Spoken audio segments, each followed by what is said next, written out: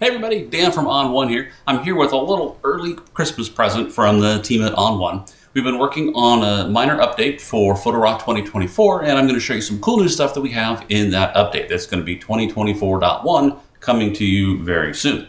Let me show you the first thing, and that is here inside of Edit.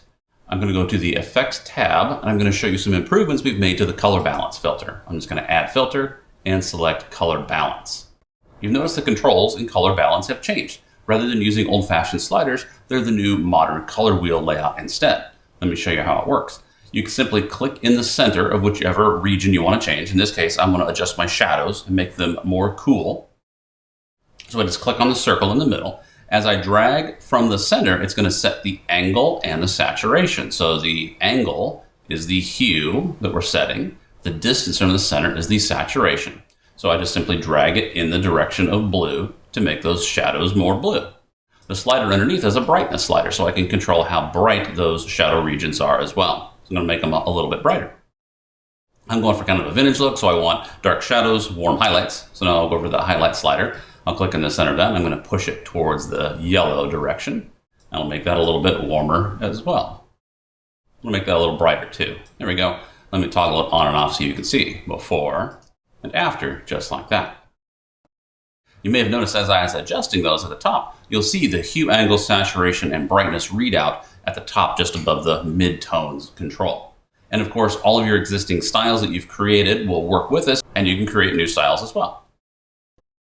One of the changes we made in 2024 to help improve the user interface was to take the blending options and the text options and the masking options and combine them together into a new floating palette called the Properties Inspector. And if you have a big monitor, it can be a very handy way to hit those controls when you need them.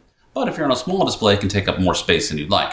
So we've added some things to make that a little bit more user configurable. So now when I click on the masking icon that pops up the Properties Inspector, you'll notice that I can open and close tabs simply by clicking on the tab. That will roll it up and makes it smaller so it takes up less space. We've also added the ability to make it do that automatically. We've added an auto hide feature to it. So if I go up to my window menu and go to Properties, and I select Auto Collapse, now it'll collapse those automatically. But when I mouse over them, they'll roll down. I could make an adjustment, and then when I mouse off, it'll roll right back up again. We've also added the ability to nest it in the right-hand control group. You'll access that also from the window menu and from Properties. I'm just going to turn Auto Collapse off, and I'm going to jump right back in there, and I'm going to pick Nest.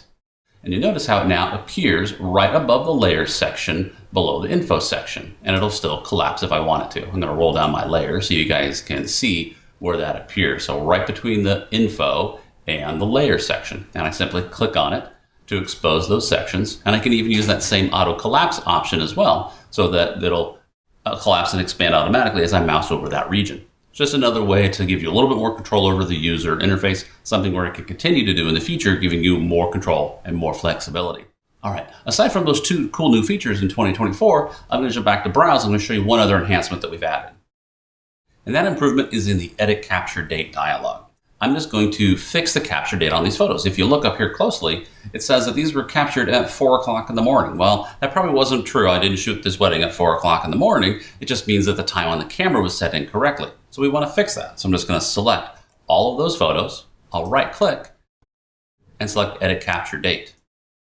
The big change now is when I use the Set Specific Date and Time option, it will now use an offset from the first photo on all the other photos. So rather than setting everything to be the exact same date and time, it's going to figure out whatever the adjustment was. So rather than being at 4 p.m., these were actually shot, or rather than being shot at 4 a.m., these were actually shot at 4 p.m. So I'm just simply going to change that to p.m. That's making a 12-hour offset. It's fixing the problem in my camera. And now it'll apply that same 12-hour change to all those other photos. So rather than having them all be the exact same time like they were in the past, they'll now change to whatever makes sense for them. So this one is now 4:57 p.m., where this one down here is now 8:39 p.m. It's automatically adjusted all of them. This is also really handy if you shoot multiple cameras at a wedding and their date and time isn't set exactly the same. You can now fix the one that was off, so now that everything sorts correctly in the right order. All right, aside from that, we've fixed a bunch of bugs. We've added some new camera support, some new lens profile support, and we've also given you more guidance. If the app becomes unstable, because of an outdated video card driver will help you identify that and get the right video card driver installed. All right, there you go. Bunch of cool new stuff in Photo RAW 2024.1 coming very soon to you. Thanks for watching.